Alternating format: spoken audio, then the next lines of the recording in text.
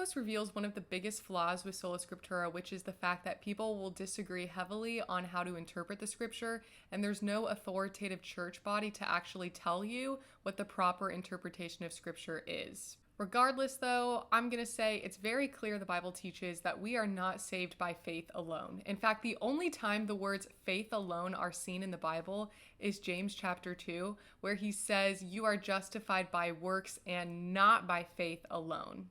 And prior to that, he says that Abraham was justified by works and that faith is completed by works, which means faith is incomplete without works. So faith in itself is incomplete. It's not enough.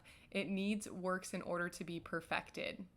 And this is also clearly taught by Jesus, because he says in the book of Matthew that not everybody who comes to him saying, "Lord, Lord," will be saved. So not everybody that recognizes Jesus as Lord will be saved, but only those who do the will of the Father will be saved. And then, of course, in Matthew chapter 25, where Jesus is talking about how he's going to separate the sheep from the goats, the saved from the damned during the final judgment, he says it's going to be on the basis of, did they feed the hungry when they needed it? Did they give drink to the thirsty? Did they clothe the naked? Did they visit those who were in prison? If they did those things for the least of their brethren, they did it for Jesus, and they will be saved.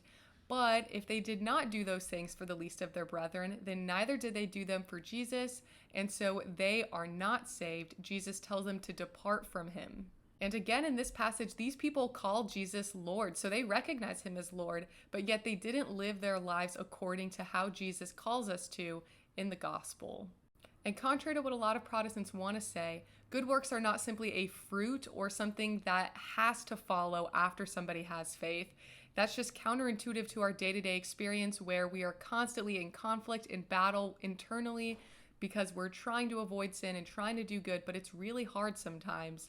And also, that goes to show why St. Paul constantly warns us in the Bible to avoid sin, and why we're all also encouraged to continue doing good. God bless.